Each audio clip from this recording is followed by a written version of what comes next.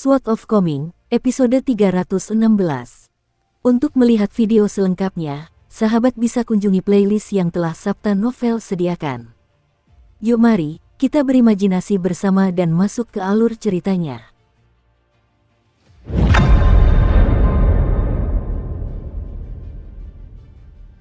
Setelah melihat juru masak tua yang menyembunyikan identitas dan kultivasinya, Pangeran Wei Yan meninggalkan kediamannya bersama gurunya yang mirip monyet serta Van Wanner dari Aula Hati Cermin. Pria tua mirip monyet itu tidak berani bersuara sedikit pun di depan juru masak tua itu, seorang anggota 10 elit atas, saat itu, dan baru sekarang dia mulai menggerutu dan mengumpat lagi. Pria tua yang mirip monyet itu mengeluh tentang bagaimana koki tua itu benar-benar telah menyia-nyiakan bakat bela diri mistisnya yang hebat, dan bagaimana hal ini merupakan akibat dari kondisi mentalnya yang sangat lemah. Dia mengungkapkan keterkejutannya dan kekecewaannya atas pilihan koki tua itu untuk melumpuhkan kultivasi bela dirinya demi kehidupan yang damai. Wei Yan tak berdaya menghadapi gerutuan gurunya, dan dia tidak setuju dengan pendapat gurunya maupun mengatakan apapun untuk membantahnya. Dia hanya membiarkan gurunya terus mengeluh. Pria tua yang mirip monyet itu menggenggam kedua tangannya di belakang punggung dan menganggukkan kepalanya, memberitahu Pangeran Wei Yan bahwa ia perlu menjadikan ini sebagai peringatan. Ia jelas tidak bisa belajar dari juru masak tua itu dan memiliki ambisi yang begitu kecil. Jika tidak, ia akan menjadi orang yang tidak berguna, terlepas dari seberapa hebat kemampuan bela dirinya.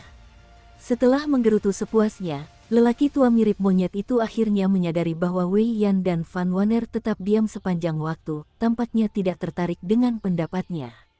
Dia pergi dengan marah, sambil berkata, "Kalau begitu, aku tidak akan mengganggu kalian berdua yang sedang bermesraan." Wei Yan dan Van Wanner saling bertukar senyum. Setelah itu, mereka menatap langit bersamaan, dan Pangeran Wei Yan menyuruh Van Wanner mengikutinya sebelum melompat ke atap sebuah bangunan dengan hiasan zamrud. Van Wanner mengikutinya, juga melompat ke bangunan tertinggi di kediaman Pangeran Wei Yan. Mereka berdiri berdampingan, dan tepat pada waktunya mereka melihat tebasan pedang Lu Fang membelah langit dan bumi. Aura dahsyat dari tebasan itu sungguh menakjubkan. Wei Yan tercengang, dan dia berkata dengan heran, seperti yang diharapkan dari pendekar pedang abadi dari puncak pandangan mata burung. "Kurasa serangan pedang ini tidak kalah hebatnya dengan yang bisa dilepaskan Sui Yubian kala itu. Aku penasaran siapa yang mampu memancing serangan sekuat dan seserius ini dari Lu Fang. Mungkin dia sedang bertarung melawan iblis tua Ding." "Sepertinya tidak begitu," kata Van Wanner sambil menggelengkan kepalanya. "Dewi Van, seharusnya aku menemanimu ke sana untuk mengamati pertempuran dari dekat, tetapi posisiku sedemikian rupa sehingga aku tidak selalu bisa melakukan apa yang kuinginkan," kata Wei Yan dengan ekspresi sedikit meminta maaf. Van Wanner mengangguk dan menjawab, "Yang mulia, kesehatan Anda sangat berharga, dan Anda perlu mewarisi tahta klan Wei di masa depan." Pria tua yang mirip monyet itu dengan anggun berlari mendekat sebelum Van Wanner selesai berbicara, menatap Wei Yan dan memperingatkannya, "Jangan pergi ke sana untuk mencari kematian. Karena Lu Fang sudah melancarkan serangan pedang, hampir tidak ada yang bisa memaksanya untuk berhenti. Merupakan tabu bagi orang-orang untuk diam-diam mengamati pertempuran antara para immortal yang kuat, dan ini belum termasuk hobi favorit iblis tua Ding yang dengan sengaja membunuh orang-orang yang mengamati pertempurannya." "Guru, bukankah tadi Anda bilang bahwa koki tua itu pengecut seperti tikus? Dan bukankah ini bertentangan dengan keberanian dan ambisi yang dibutuhkan dalam seni bela diri?" tanya Wei Yan sambil terkekeh. Pria tua mirip monyet itu tersenyum marah dan menjawab, "Berapa umur koki tua itu? Dan berapa umurmu?" "Koki tua itu sudah hidup cukup lama dan menikmati cukup banyak kekayaan. Dengan kemampuannya, seharusnya dia telah menemukan lawan yang kuat dan dengan berani bertarung sampai mati. Dengan begitu, dia setidaknya bisa mendapatkan pujian dan reputasi yang langgeng di dunia kultivasi, seperti Sui Yubian yang gagal naik ke tingkat yang lebih tinggi. Di sisi lain, kau masih muda, dan kemampuan bela dirimu masih belum mencapai tingkat penguasaan. Terlalu dini bagimu untuk mencari kematian." Wei Yan memiliki hubungan yang sangat baik dengan gurunya. Pria tua yang mirip monyet itu adalah guru yang tegas, tetapi ia lebih seperti seorang tetua yang berbicara kasar namun sebenarnya berhati lembut. Dalam interaksi normal mereka, pria tua yang mirip monyet itu juga tampak seperti seorang teman. Ya, guru benar. Hanya guru yang memahami semua prinsip di dunia, kata Wei Yan dengan nada menggoda. Ada yang tidak beres, kata lelaki tua mirip monyet itu tiba-tiba dengan heran. Serangan yang begitu dahsyat dilancarkan di sana, jadi mengapa hanya ada sedikit keributan? Ini tidak seperti pendekar pedang abadi dari puncak pandangan mata burung. Pria tua yang mirip monyet itu tidak bisa menahan rasa ingin tahunya, jadi dia berkata, ini benar-benar membuatku penasaran. Aku akan pergi melihatnya. Dengan beberapa lompatan melintasi puncak atap, lelaki tua yang mirip monyet itu telah melompat lebih dari 30 meter dari posisi awalnya. Pada akhirnya, ia menjadi titik hitam kecil di kejauhan. Pangeran Wei yang duduk di puncak atap sementara Van Wanner tetap berdiri, memandang ke kejauhan dan enggan mengalihkan pandangannya untuk waktu yang lama. Wei Yan ragu sejenak sebelum bertanya, Dewi Van, maafkan saya karena menanyakan ini, tetapi apakah Yang Mulia Immortal Tong sudah berada di ibu kota? Terlihat sedikit kelelahan dan linglung di wajah Van Wanner saat dia menggelengkan kepala dan menjawab, mungkin kau tak akan percaya, tapi aku sebenarnya belum pernah melihat tuanku sebelumnya. Wei Yan tidak bisa mempercayai hal ini. Identitas dan latar belakang Van Wanner selalu menjadi misteri yang diselimuti awan dan kabut, bahkan bagi Pangeran Wei Yan yang menerima dukungan darinya dan Aula Hati Cermin. Dia hanya tahu bahwa Van Wanner adalah murid paling berprestasi dari generasi saat ini di Aula Hati Cermin, dan bahwa dia telah berkelana melintasi dunia kultivasi sendirian selama beberapa tahun terakhir. Bagaimanapun, tidak diragukan lagi bahwa Mirror Heart Hall adalah kekuatan yang sangat besar. Mirror Heart Hall tidak hanya memiliki bidak Go di Istana Kekaisaran Southern Garden Nation, tetapi perempuan dari kekuatan ini juga ada di Istana Kekaisaran keempat negara di dunia, baik secara terang-terangan maupun tersembunyi di balik layar. Dengan mengesampingkan padang rumput di luar keempat negara tersebut, negara Taman Selatan dapat dianggap sebagai wilayah guru Kekaisaran Zhongqiu, negara Lagu Pinus dapat dianggap sebagai wilayah Yuzhenyi, dan negara Jin Utara dapat dianggap sebagai wilayah Lufang.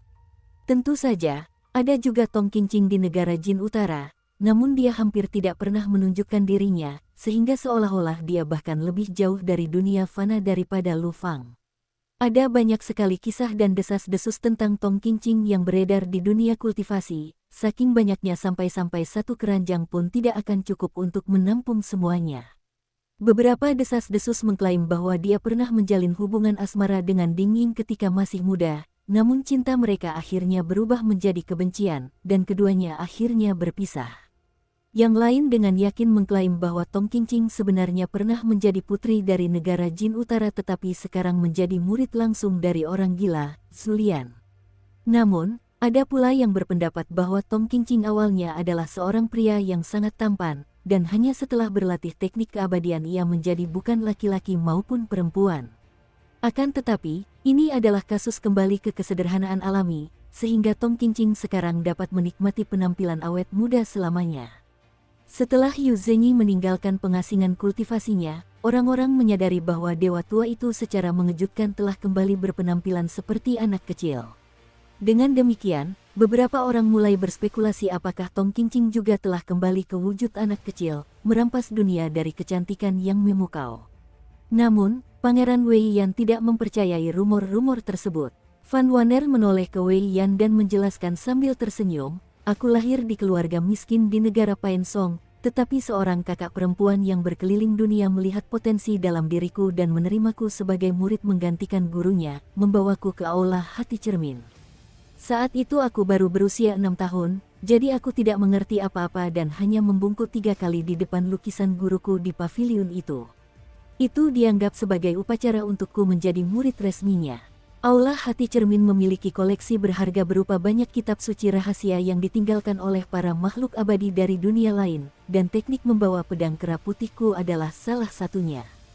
Teknik ini tidak dapat dianggap sebagai teknik seni bela diri yang berasal dari Aula Hati Cermin.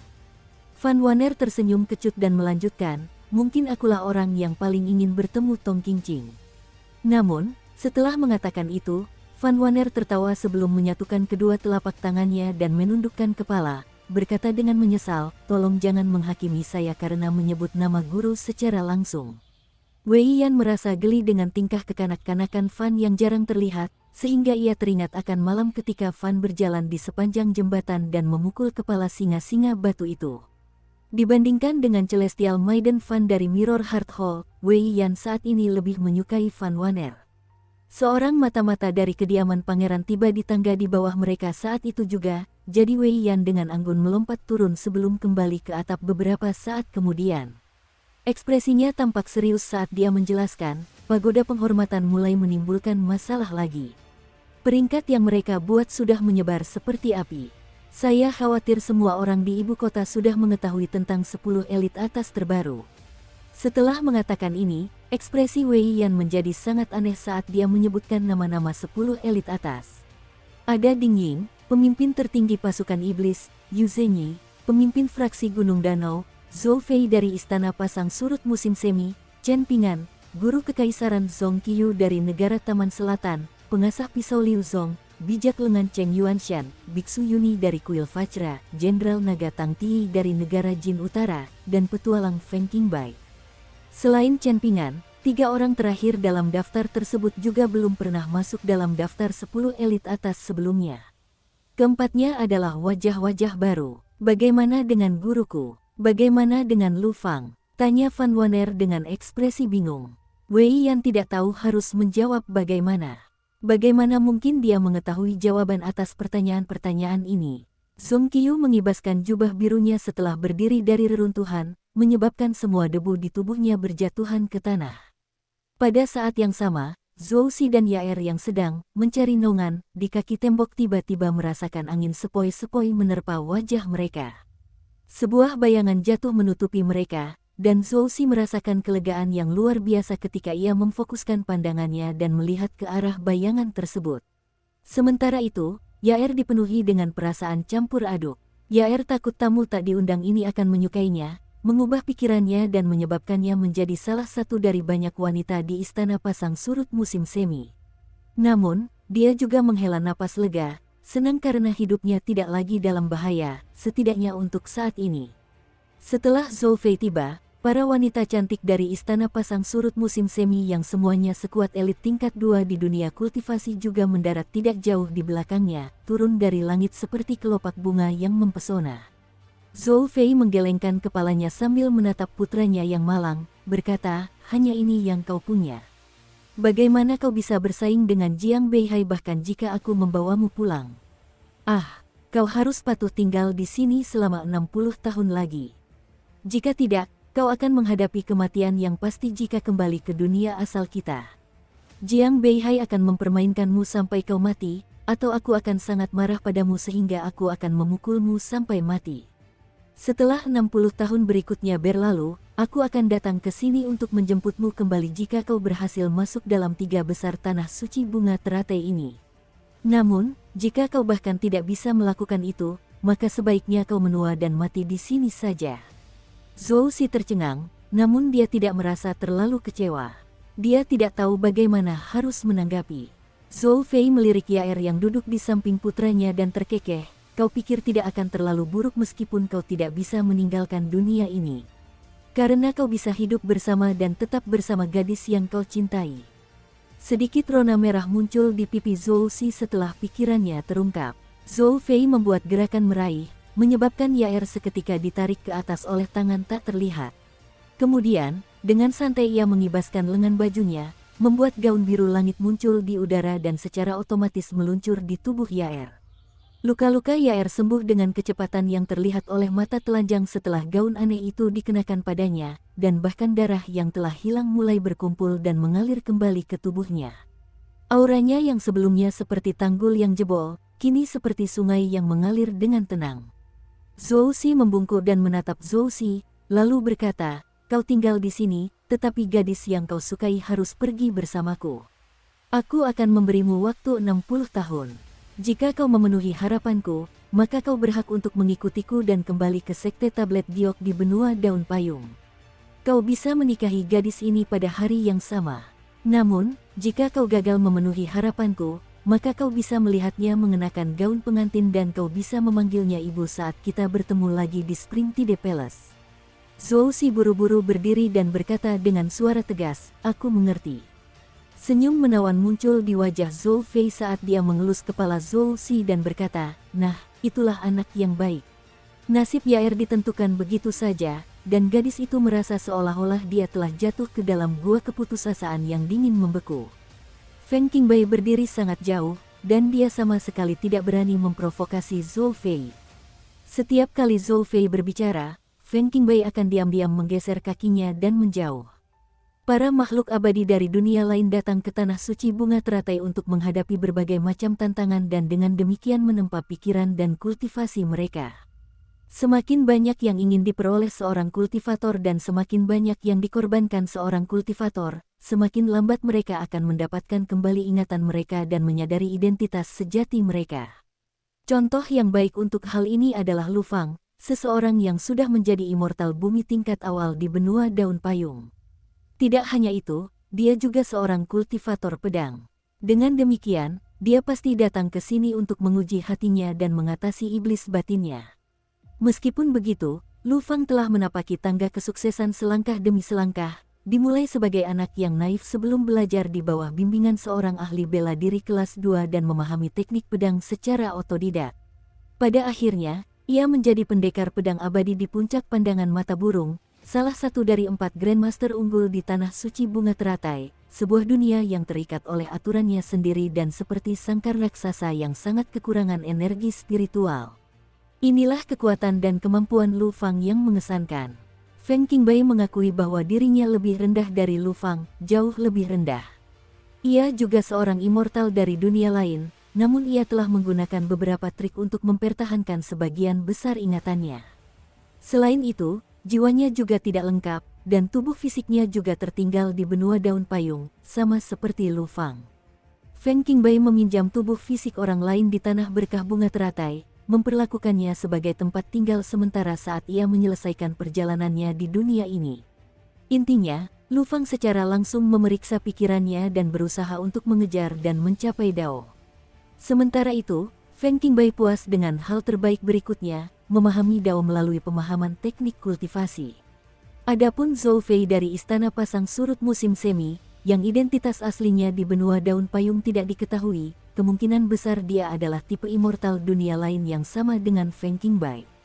Terlebih lagi, dia telah menggunakan lebih banyak trik, dan sangat jelas bahwa dia tidak berada di sini untuk mengejar jalan agung. Sebaliknya, dia berada di sini untuk berkeliling dan berwisata. Namun, datang ke tanah suci bunga teratai hanya untuk bersenang-senang. Menghabiskan 50 tahun penuh di tempat ini. Siapakah sebenarnya Zhou Fei? Bagaimana ia bisa memiliki keberanian dan kekayaan seperti itu?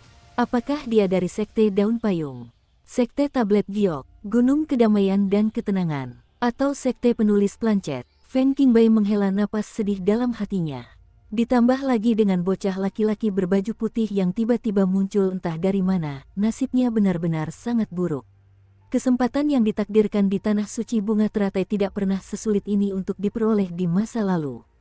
Ding Ying, Zhou Fei, Yu Zhenyi, Zhong Qiyu, Lu Fang, dan bocah muda berbaju putih itu.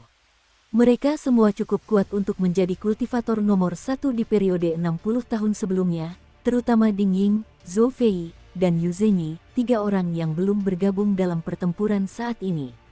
Individu-individu ini akan memiliki peluang untuk menang bahkan jika mereka harus berhadapan dengan Wei Xian, kaisar pendiri negara Taman Selatan, Lu Baixiang, pendiri pasukan iblis, Sui Yubian, pendekar pedang wanita abadi, dan Zulian, si maniak bela diri, dalam kondisi puncak mereka.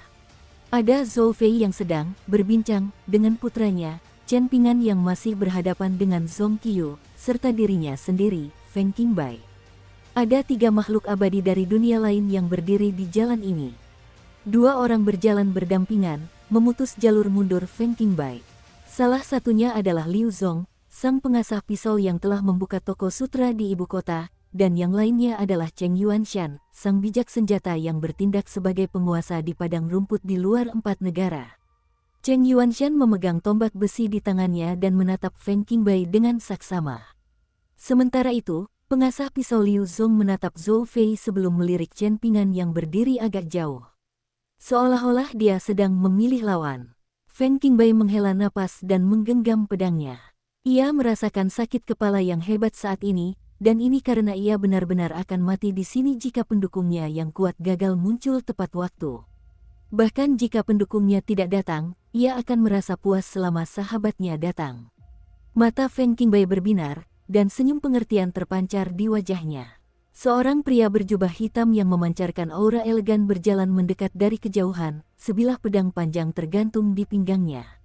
Feng Qingbei tersenyum dan melambaikan tangan kepadanya, sambil berkata, "Saudara Tang, akhirnya kau datang juga."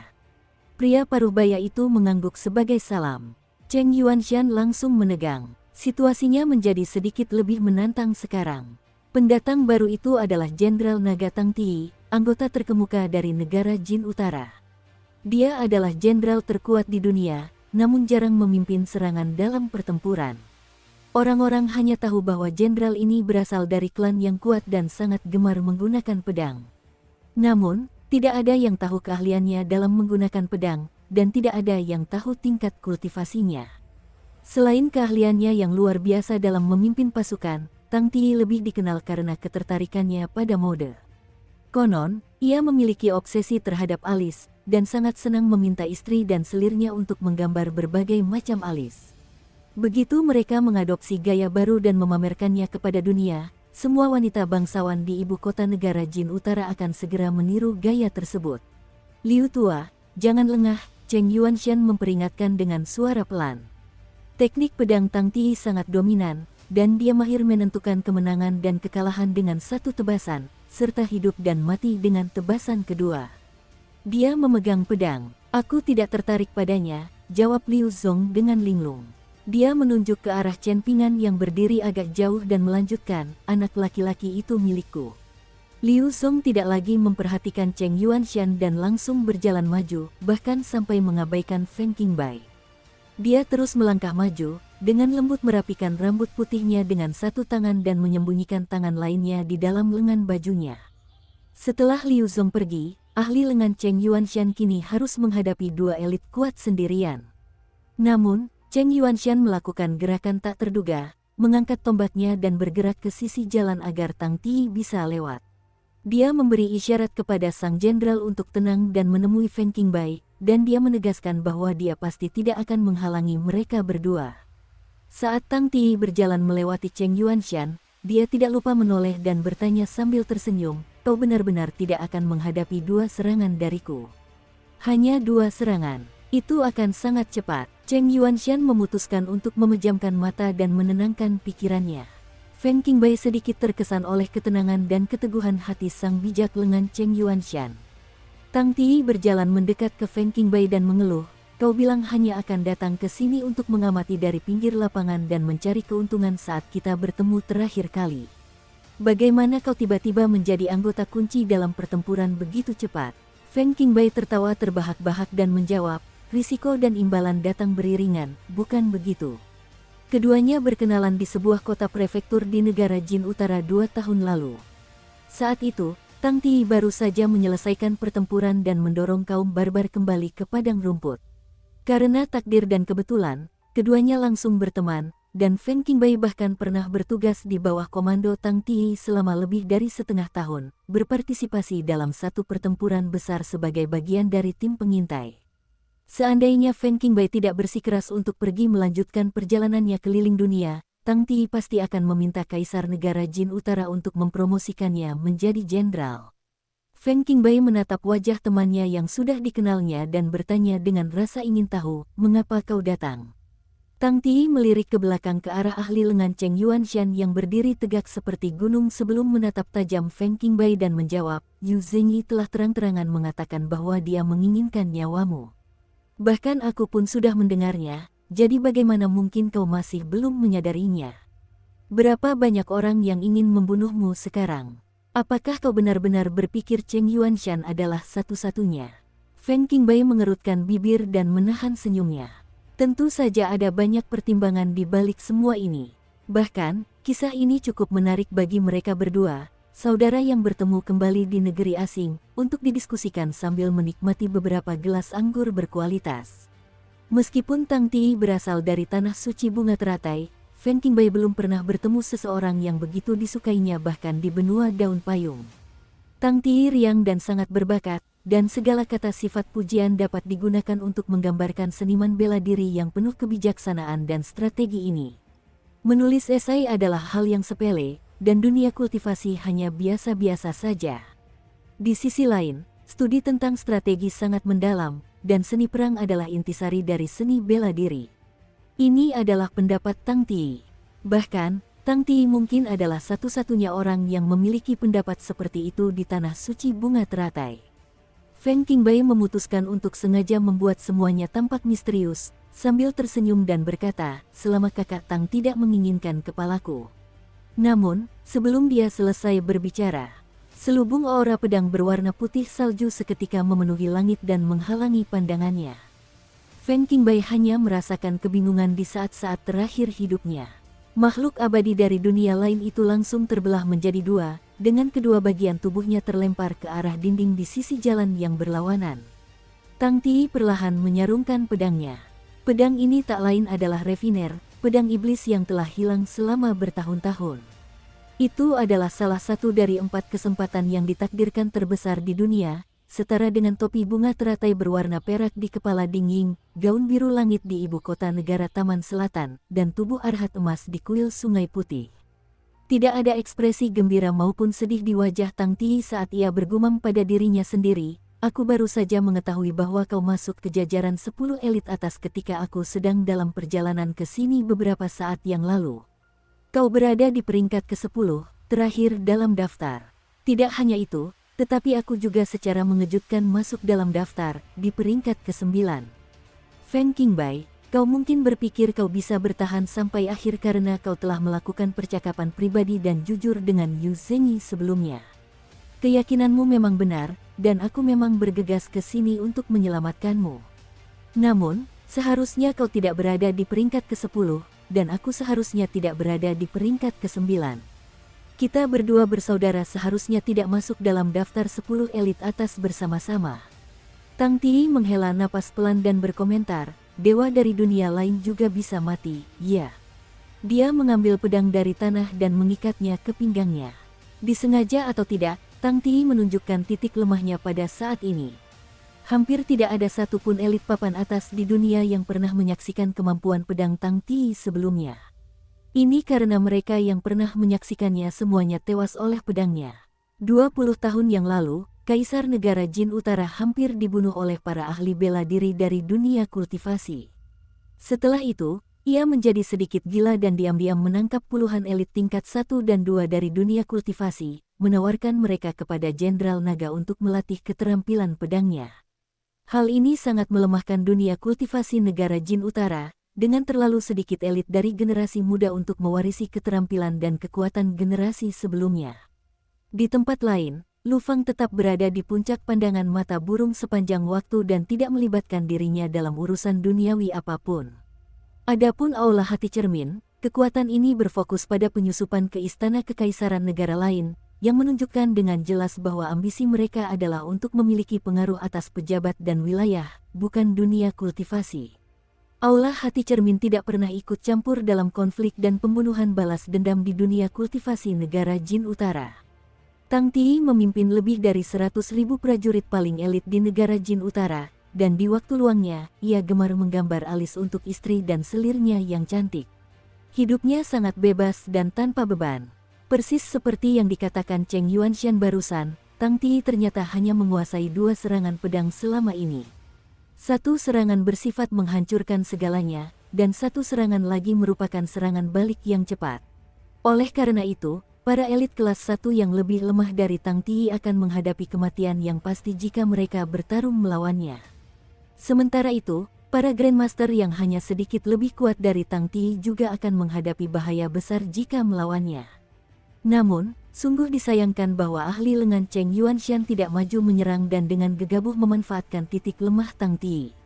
Sebaliknya, lelaki tua itu diam-diam mundur. Bukan berarti dia terlalu lemah untuk melawan Jenderal Naga dari negara Jin Utara. Justru sebaliknya, Cheng Yuanshan percaya bahwa dia memiliki peluang lebih besar untuk menang. Namun, dia pasti akan menderita luka yang cukup parah setelah menghadapi 2 serangan pedang dari Tang Tii. Pada saat itu, sangat mungkin orang lain akan menyerbu untuk memenggal kepalanya. Belalang sentadu mengintai jangkrik, dan burung oriole mengikuti di belakang. Tersembunyi di balik bayangan, ketapel membidik. Dukung terus channel YouTube Sabta Novel. Tang Tii tiba-tiba menunduk, dan melihat pola ukiran pada sarung pedangnya, refiner, mengalir dan berputar seperti merkuri. Ada cahaya samar 5 warna, dan cahaya lembut ini mengalir ke gagang pedangnya sebelum melintasi telapak tangannya dan menyebar ke bahu dan lehernya. Tang Tii tidak melepaskan tangannya dari gagang pedangnya. Ketika cahaya 5 warna itu menyatu sepenuhnya ke dalam kulit, tendon, dan tulangnya, Tang Tii merasa seolah-olah refiner, yang diperolehnya secara kebetulan belum lama ini, akhirnya menjadi satu dengan dirinya. Berdiri di kejauhan, Zhou Fei mendecakkan lidahnya dengan heran dan berkomentar, "Cek, sungguh keberuntungan. Membunuh seorang immortal dari dunia lain dan kemudian harta immortalnya mengakuinya sebagai guru setelahnya. Orang ini seperti harimau yang diberi sayap baru. Peringkatnya pasti akan naik lebih tinggi lagi." Zhou Fei berbalik dan memberi nasihat kepada putranya Zhou Si dan gadis bernama Yaer sambil tersenyum, berkata, "Apakah kalian melihat itu? Begitulah seharusnya seseorang bersikap, hanya menyerang di saat-saat terakhir dan menuai semua keuntungan. Dan itulah mengapa semakin cepat seseorang melompat keluar, semakin menyedihkan kematiannya. Lihat saja Ding Ying dan Yu Zheng. Apakah kedua bajingan tua itu sudah menunjukkan diri dan terlibat dalam konflik? Belum. Mehem, ada juga penyihir tua itu, Tong Qingqing, dari Aula Hati Cermin. Dia yang paling pandai bersembunyi di antara semua orang, dan tidak ada yang tahu di mana dia berada. Namun, dia benar-benar membuatku bingung. Dewa abadi dari dunia lain macam apa yang datang ke sini untuk mengasah pikiran dan kultivasinya, namun malah bersembunyi dan melarikan diri seolah-olah nyawanya selalu dalam bahaya besar. Bahkan Ding Ying pun gagal menemukannya selama beberapa tahun terakhir. Dia adalah yang terbaik di dunia dalam hal mencari keberuntungan dan menghindari malapetaka." Zhou Si hanya bisa mendengarkan dengan senyum masam. Dengan ayah yang begitu aneh dan eksentrik, sungguh suatu keajaiban bahwa dia belum berubah menjadi orang gila. Ayahnya, Zhou Fei, telah melakukan begitu banyak perbuatan kotor untuk membantu Paman Lu mengatasi masalah batinnya. Pada kenyataannya, Zhou Si dapat merasakan bahwa ayahnya tidak pernah tertarik pada wanita atau bahkan kekuasaan. Ketika masih kecil, ia sendiri menyaksikan Paman Lu menyerbu istana pasang surut musim semi dan menusukkan pedangnya ke jantung ayahnya. Namun, ayahnya tetap tak bergerak, membiarkan Paman Lu melakukan sesuka hatinya. Pada saat itu, ada juga seorang wanita yang berdiri di antara mereka berdua, seorang wanita yang dengan tegas melangkah maju untuk melindungi ayahnya meskipun itu berarti kematian. Dia tak lain adalah wanita yang paling dihormati oleh Paman Lu. Namun, seolah-olah ia tidak terluka sama sekali, ayahnya dengan santai menyingkirkan wanita yang sangat mencintainya itu sebelum perlahan berjalan maju dan membiarkan pedang Paman Lu tertancap di punggungnya sedikit demi sedikit. Tatapan ayahnya sepenuhnya terfokus pada Lu Fang, dan ia hanya berhenti berjalan maju ketika hampir berhadapan langsung dengan orang yang memegang pedang itu. Kemudian ia tersenyum dan bertanya, "Lu Fang, apakah kau sudah bangun?" Zhou Si menghela napas pelan. Apakah ini yang disebut kultivasi abadi dari dunia asal ayahnya? Ini terlalu aneh dan menakutkan. Mengenakan gaun biru langit, Yaer juga tetap diam. Gurunya, pemimpin pasukan iblis dan satu-satunya murid Ding Ying, telah terluka parah oleh seseorang tahun lalu. Setelah kembali ke sekte, dia gagal menemukan pengobatan yang efektif dan hanya bisa menyaksikan tanpa daya saat tubuhnya membusuk dan energi vitalnya terkuras dengan cepat. Namun, kata-kata terakhir dari orang yang Yaer pandang sebagai individu yang kuat dan sangat ambisius itu sangat aneh. Mereka yang memiliki kebajikan tertinggi tidak akan merasakan panas saat memasuki api dan tidak akan tenggelam saat memasuki air. Lalu bagaimana dengan para abadi?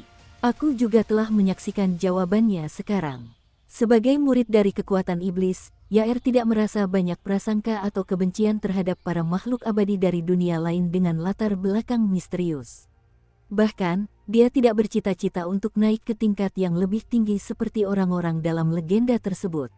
Dia merasa rindu akan dunia fana dan kampung halamannya, dan dia hanya ingin bersaing dengan Van Wanner yang dapat menyainginya dalam hal kecantikan, bakat, dan ambisi. Ia ingin membantu pangeran kedua naik tahta, setelah itu ia akan berjuang untuk menyatukan keempat bangsa. Pada saat itu, ia bisa menjadi permaisuri negara Taman Selatan dan melimpahkan kebaikannya kepada dunia, atau ia bisa mewarisi status Ding Ying dan Yu Zhenyi dan menjadi penguasa terbaru dunia kultivasi. Ia akan bahagia dengan pilihan manapun. Namun, pagoda penghormatan dan orang yang bertindak sebagai surga dunia ini bersikeras memilih Gunung Banteng di negara Taman Selatan sebagai lokasi pendakian kali ini. Tidak hanya itu, tetapi dia mengalami nasib buruk dan ditemukan oleh guru besarnya, Ding Ying. Pada akhirnya, dia direduksi menjadi tidak lebih dari pion Ding Ying. Ada kesedihan dan rasa sakit di hatinya, dan dia tak kuasa menahan diri untuk melirik ke arah gang tempat kediaman itu berada. "Oh, Grandmaster, mengapa Anda masih belum datang?" Sementara itu, Tang Ti telah meninggalkan tempat kejadian.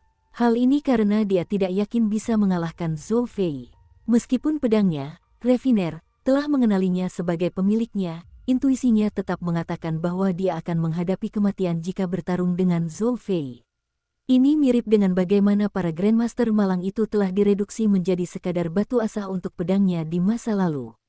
Dengan demikian, Tang Ti berjalan maju untuk menantang petapa lengan Cheng Yuanshan setelah membelah Feng Qingbai menjadi dua. Namun, ia merasa frustrasi ketika mengetahui bahwa petapa lengan Cheng Yuanshan telah menghilang entah kapan. Setelah menyembunyikan auranya, petapa lengan akan seperti ikan di air di ibu kota negara Taman Selatan. Ada kemarahan dan kepahitan dalam benak Tang Ti. Jika mereka berada di ibu kota negara Jin Utara, maka Cheng Yuanshan tidak akan punya pilihan selain menunggu kematian. Tang Ti memiliki wewenang untuk memimpin pengawal kekaisaran dan dengan seenaknya memburu Grandmaster manapun di ibu kota. Tentu saja, Tang Ti tidak memiliki pikiran untuk membunuh Ding Ying atau Yu Zhenyi. Dia bahkan tidak berani memiliki pikiran seperti itu. Hampir setiap langkah perjalanan rahasianya dari negara Jin Utara ke negara Taman Selatan sesuai dengan perhitungan dan harapan Yu Zhenyi. Bahkan, sangat mungkin bahwa rencana dan harapan Yu Zhenyi meluas lebih jauh ke belakang, hingga saat Tang Ti pertama kali memperoleh pedang iblis tersebut. Tang Ti tidak mendambakan kenaikan ketingkatan yang lebih tinggi di tengah awan berwarna-warni, ia juga tidak bermimpi memasuki apa yang disebut sebagai kampung halaman para abadi. Dunia ini sudah lebih dari cukup baginya untuk melepaskan kemampuan mematikannya. Di dalam halaman, Ding Ying duduk di atas bangku dan menikmati sinar matahari, sementara Cao Qinglang berdiri di ambang pintu dapur dan dengan gemetar menggenggam kapak. Setelah mengetahui bahwa Tong Qingqing tidak termasuk dalam 10 elit teratas beberapa saat yang lalu, Ding Ying menghela napas sebelum menoleh ke anak kecil itu dan berkata sambil tersenyum, "Masalah ini sudah tidak ada hubungannya lagi denganmu." Sungguh, wanita itu. Setelah mengatakan ini, bahkan seseorang yang sejahat Ding Ying pun tidak tahu harus tertawa atau menangis. Dia tidak tahu bagaimana dia bisa menilai Tong Qingqing dengan tepat. Meskipun begitu, Ding Ying memahami Tong Qingqing dari Mirror Heart Hall lebih baik daripada siapapun di dunia. Pertama-tama, mereka berdua berasal dari generasi yang sama dan seumuran. Tidak hanya itu, mereka juga sudah saling mengenal sejak lama.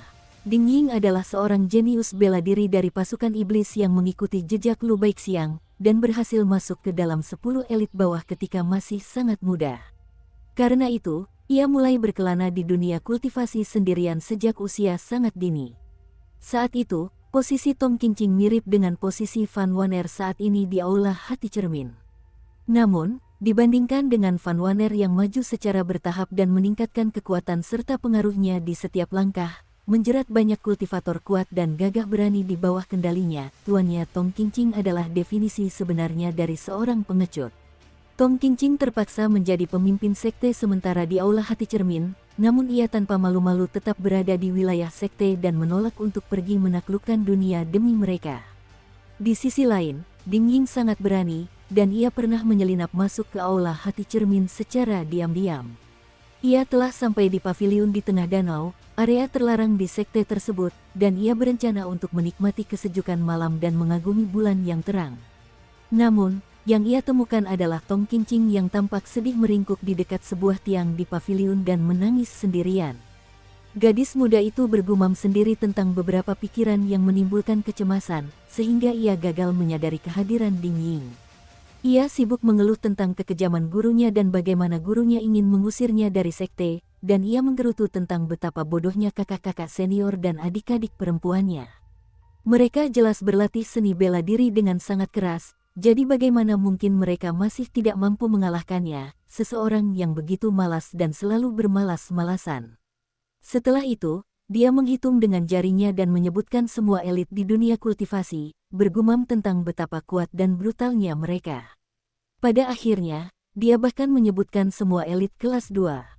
Dia dengan cermat memeriksa setiap orang seolah-olah mereka semua adalah Grandmaster superior yang hanya muncul sekali dalam 100 tahun. Ding Ying tercengang, merasa seolah-olah dia benar-benar melihat hantu. Benarkah ada orang pengecut seperti itu di dunia ini? Tong Qingqing juga merupakan elit kelas 1 yang tidak jauh lebih lemah dari elit 10 tingkat bawah pada saat itu, jadi dia akhirnya mendeteksi kehadiran Ding Ying. Dia juga tercengang, merasa seolah-olah dia telah melihat hantu. Sambil menahan air mata, dia mengatakan kepada Ding Ying bahwa dia akan berpura-pura tidak melihat apapun asalkan Ding Ying mengampuni nyawanya. Tong Qingqing memang cantik secara alami. Bahkan, ia lebih cantik daripada muridnya, Fan Waner, dan permaisuri Zhou Suzhen dari negara Taman Selatan. Namun, setelah bertahun-tahun berlalu, yang paling diingat Ding Ying dengan jelas tetaplah ekspresi Tong Qingqing, air mata di matanya, bagaimana dia menggigit bibirnya, dan bagaimana dia dengan malu-malu memohon padanya seperti seekor rusa muda yang memohon kepada penebang kayu bersenjata pedang di tengah hutan. Ding Ying telah sepenuhnya tenggelam dalam seni bela diri sejak masa mudanya, dan dia tidak pernah tertarik pada hubungan romantis dengan wanita. Dia juga tidak merasakan ketertarikan romantis apapun terhadap Tong Qingqing. Namun, dia benar-benar tidak bisa melupakan kepribadiannya, dan dia juga tidak bisa melupakan ekspresinya di paviliun saat itu.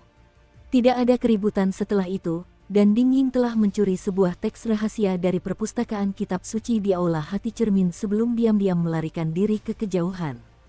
Setelah Ding Ying pergi, Tong Qingqing sangat ketakutan sehingga dia langsung lari kembali ke halaman rumahnya sendiri, terlalu takut untuk berteriak meminta bantuan. Setelah itu, Ding Ying menjadi semakin terkenal, terutama setelah ia merebut topi bunga teratai berwarna perak dalam pertempuran kacau di negara Taman Selatan 60 tahun yang lalu. Ia menjadi individu terkuat di dunia, dan ia mempelajari banyak rahasia lainnya di tahun-tahun berikutnya setelah membunuh sekitar selusin makhluk abadi dari dunia lain. Selama waktu ini, Ding Ying secara kebetulan bertemu kembali dengan Tong Qingqing. Mungkin karena terlalu malu untuk terus bersembunyi di aula hati cermin, dia akhirnya memasuki dunia kultivasi dan mulai berkeliling. Namun, semuanya berbalik melawannya, dan kecantikannya yang memukau menyebabkan dia ditangkap oleh pemimpin fraksi jimat senjata, salah satu dari 3 kekuatan iblis. Jika bukan karena Ding Ying secara kebetulan lewat dan menyelamatkan Tong Qingqing, sangat mungkin bahwa gadis surgawi yang cantik ini akan menjadi milik eksklusif si babi gemuk itu untuk kepuasan seksual. Ding Ying tidak pulang dengan tangan kosong setelah menyelamatkannya, dan Tong Qingqing telah mengungkapkan banyak rahasia tingkat tinggi dari aula hati cermin tanpa perlu diinterogasi. Dia juga memberinya selusin teknik rahasia tingkat tinggi yang telah dihafalnya. Dari teknik-teknik rahasia tersebut, lebih dari setengahnya berkaitan dengan pertahanan dan melarikan diri dari pertempuran. Selebihnya adalah teknik-teknik mistis tentang penyamaran dan mengubah nasib. Tong Qingqing secara alami dapat mengingat teknik-teknik penghancuran dengan mudah, namun dia belum pernah mempelajari atau mempraktikkan satu pun dari teknik-teknik tersebut. Seandainya Ding Ying tidak menolak tawaran itu, Tong Qingqing pasti bersedia kembali ke aula hati cermin untuk mencuri beberapa teknik abadi lagi untuknya. Terlebih lagi, dia telah menepuk dadanya sambil berlinang air mata dan berjanji kepada Ding Ying bahwa dia bisa menjadi tak terkalahkan, menguasai teknik ilahi, dan menjadi penguasa dunia kultivasi. Mungkin dia lupa bahwa Ding Ying sudah menjadi orang terkuat di dunia saat itu. Bertahun-tahun kemudian, ketika Tong Qingqing kembali ke aula hati cermin untuk mewarisi posisi pemimpin sekte, Ding Ying mengunjungi sekte tersebut dan mencarinya. Namun, ia secara mengejutkan gagal menemukannya. Hal ini membuatnya menyadari bahwa Tong Qingqing yang pengecut kemungkinan besar telah mengkultivasi teknik rahasia aula hati cermin yang tidak diajarkan. Ini adalah teknik rahasia yang memungkinkan para wanita untuk mendapatkan kembali kemudaan mereka.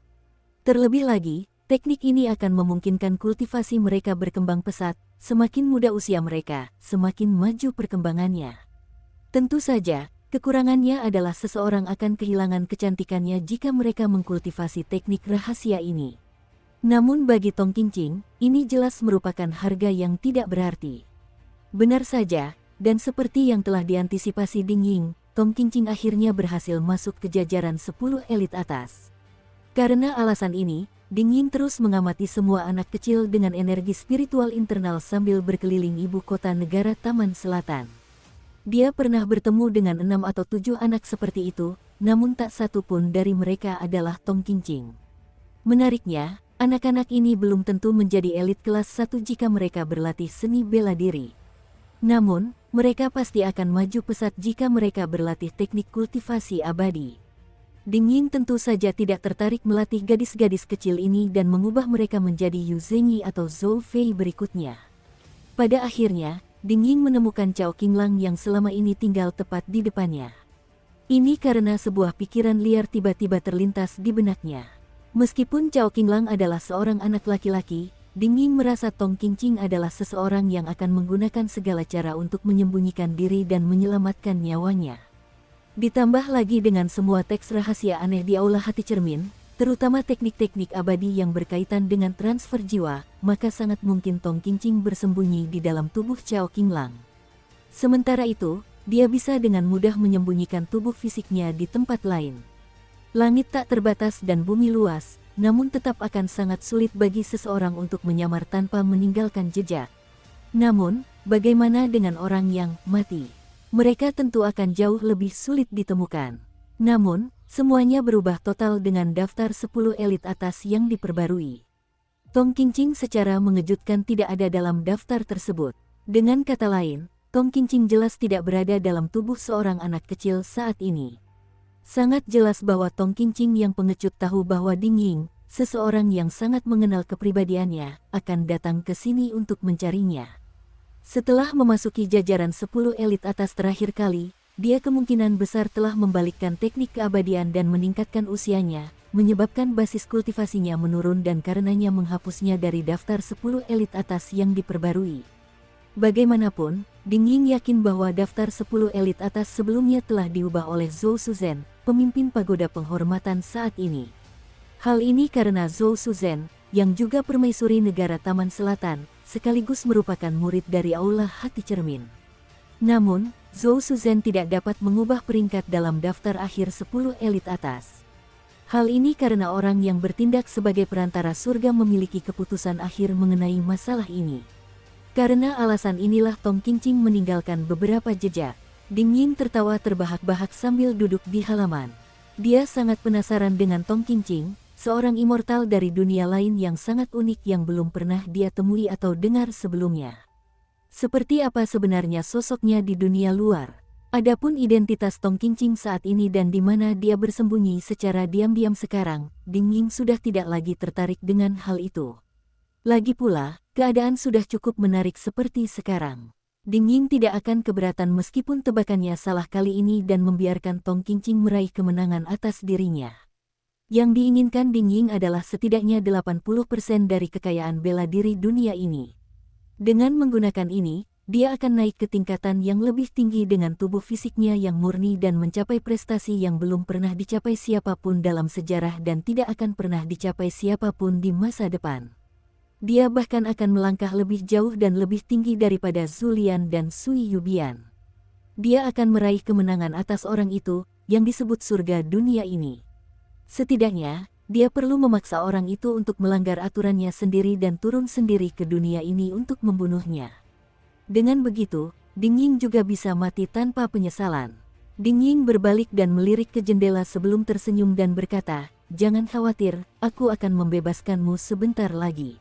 Namun, saat itu kau hanya akan bisa menyaksikan tuanmu sekarat dan kehilangan kultivasinya. Kuharap kau berhasil menemukan reinkarnasinya di masa depan. Dengan begitu, kau bisa menemaninya saat ia berjuang untuk kesempatan berikutnya dalam 60 tahun lagi." Hanya itu saja. Ding Ying berdiri. Chen Pingan berdiri di tepi parit yang dalam, lengan bajunya berkibar meskipun tidak ada angin.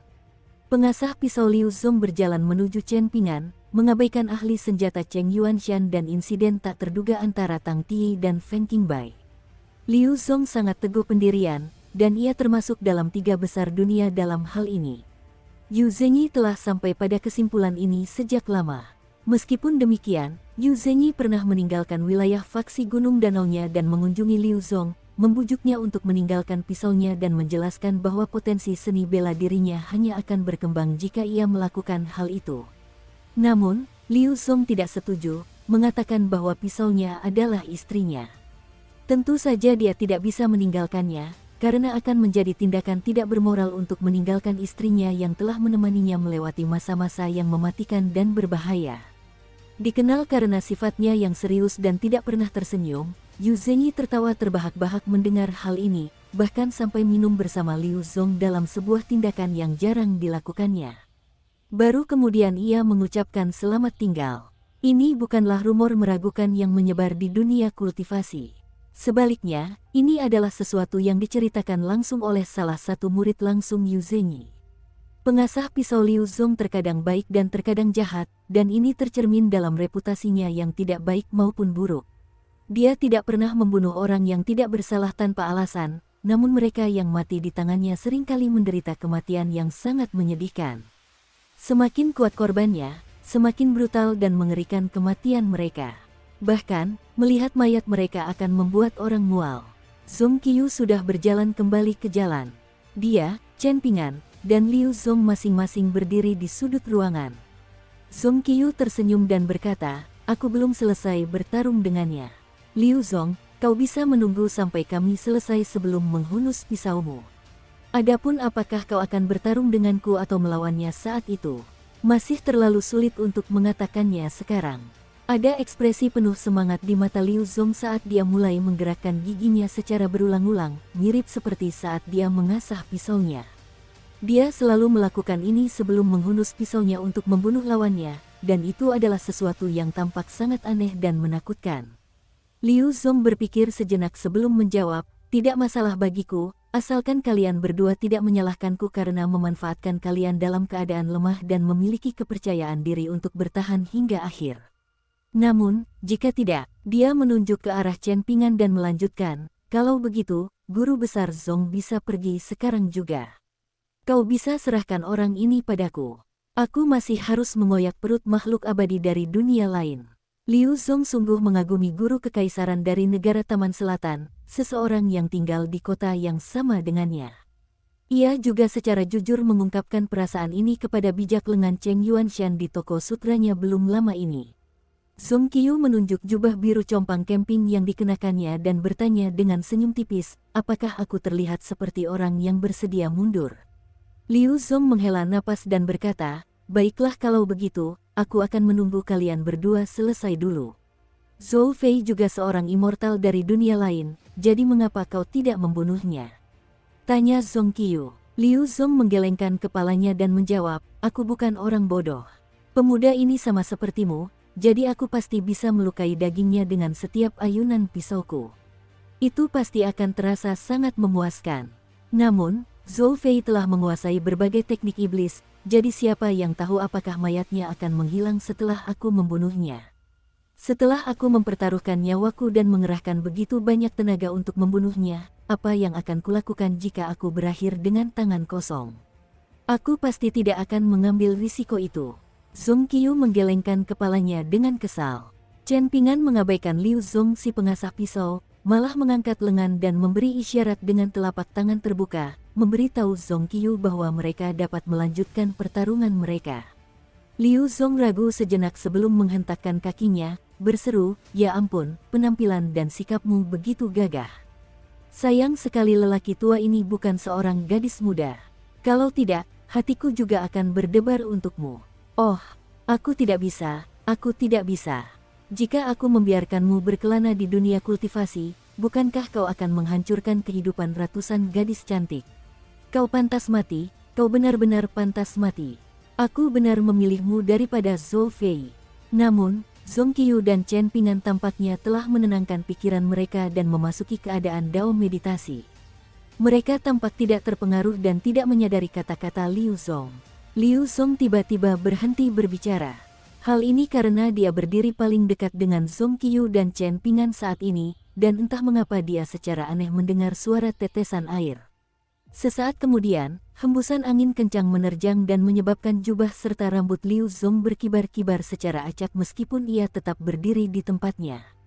Ternyata, Zong Qiyu telah bertukar pukulan dengan bocah muda itu, menyebabkan gelombang aura tinju yang kuat meledak ke sekitarnya. Debu dan puing-puing berputar di sekitar kedua orang itu, dan pecahan batu biru dari jalan juga berhamburan kemana-mana. Liu Zong mengangkat tangan dan menepis sepotong batu yang melesat ke arahnya seperti anak panah dari busur. Dia membelalakkan matanya dan menatap pertempuran dengan saksama, tidak ingin melewatkan satu detail pun. Ini sangat mengesankan. Pertarungan antara kedua orang ini benar-benar akan mengguncang bumi. Zong Qiyu mengenakan pakaian biru langit dan Chen Ping'an mengenakan pakaian putih, dan keduanya bergerak begitu cepat saat ini sehingga mereka seperti gumpalan asap biru langit dan jejak kabut putih. Pertempuran mereka tampaknya membalikkan dunia. Mereka terlibat dalam pertempuran jarak dekat yang mematikan, tidak pernah bergerak lebih dari 3 meter dari satu sama lain. Mereka menjaga jarak paling jauh 3 panjang lengan satu sama lain, jadi dengan mengabaikan panjang lengan mereka sendiri, ini berarti bahwa mereka hanya akan mundur sejauh 1 panjang lengan bahkan jika mereka terkena serangan. Yang lain membangun struktur rumit di area kecil, sementara kedua orang gila ini berusaha memusnahkan kota dan mengguncang gunung sambil tetap berada di area sekecil mungkin. Apakah mereka benar-benar memiliki fisik fana? Dua sosok lincah yang samar-samar terlihat itu hampir menghancurkan seluruh jalan. Namun, seolah-olah mereka telah mencapai kesepakatan sebelumnya, tidak satu pun tembok atau bangunan di kedua sisi jalan yang rusak. Kemampuan mereka untuk mengendalikan niat tinju mereka benar-benar telah mencapai tingkat mistis dan puncak. Sekitar 15 menit kemudian, Zhou Fei tiba-tiba menepuk dahinya dan berseru, "Kenapa Zong Qiyu, kau memang berniat membuat masalah, ya? Aku pergi sekarang. Aku benar-benar tidak tahan melihat ini lagi. Lagi pula, masih ada Ding Ying dan Yu Zhenyi yang bisa membereskan kekacauan ini." Zhou Fei meraih bahu Zhou Si dan Yaer seolah-olah sedang memegang anak ayam, lalu berbalik dan menghilang dalam sekejap. Meskipun para wanita cantik dari istana pasang surut musim semi sangat bingung, mereka tetap terbang ke udara dan dengan anggun melayang ke kejauhan bersama Zhou Fei. Di ujung jalan, kepulan debu menutupi langit dan bumi. Setelah mendekati persimpangan jalan, Zong Qiyu tertawa dan berjalan pergi dengan riang, menyusuri jalan lebar lainnya. Meskipun sang guru kekaisaran tampak sangat berantakan, ia sama sekali tidak terlihat sedih atau putus asa. Sebaliknya, seolah-olah ia baru saja melakukan sesuatu yang sangat memuaskan. Sementara itu, Chen Ping'an tetap berada di jalan semula, dengan aura dan niat tinjunya sepenuhnya tersembunyi saat dia berjalan keluar dari kepulan debu sendirian. Ia bagaikan seorang anak laki-laki biasa saat tiba di hadapan pengasah pisau Liu Zong dengan satu langkah. Liu Zong berkedip, "Bisakah kita tidak bertarung? Bagaimana menurutmu?" Balas Chen Ping'an. "Menurutku itu sepenuhnya bisa diterima," jawab Liu Zong dengan serius. "Tidak ada permusuhan di antara kita, dan jalan yang tersedia cukup lebar untuk kita berdua. Sangat masuk akal jika kita masing-masing menempuh jalan kita sendiri." Chen Ping'an sedikit mengalihkan pandangannya ke samping, melihat tempat tinggal sementaranya sambil mengangguk dan menjawab, "Baiklah kalau begitu." Liu Zong terkekeh dan berkata, "Bolehkah saya ikut bertanya sebelum pergi? Apa hubungan Anda dengan guru besar Zong?" Chen Ping'an berpikir sejenak sebelum menjawab, "Kita memiliki pemikiran yang sama." Liu Zong hampir saja menghela napas penuh emosi dan mengatakan sesuatu. Namun, suara Chen Ping'an menjadi serius saat dia memperingatkan, "Cepat pergi. Kejar Zong Qiyu dan bantu dia menghadapi orang itu jika kau bisa. Jika kau percaya padaku, jangan mencoba melarikan diri. Kau hanya akan punya kesempatan untuk bertahan hidup sampai akhir jika kau bergabung dengan Zong Qiyu." Liu Zong mengangguk, tanpa mengucapkan sepatah kata pun saat ia melewati Chen Ping'an. Sementara itu, Chen Ping'an juga melangkah maju dan bergerak ke samping, menutupi punggung Liu Zong dengan sempurna. Di tempat lain, Zong Qiyu berdiri diam, dan seseorang dengan penampilan seperti anak kecil berdiri di atas pedang yang melayang di udara dan menghalangi jalannya. Di pihak Chen Ping'an, Ding Ying, mengenakan topi bunga teratai berwarna perak, perlahan berjalan keluar dari sebuah gang kecil. Pria tua itu memegang pedang yang terus bergetar di antara jari-jarinya.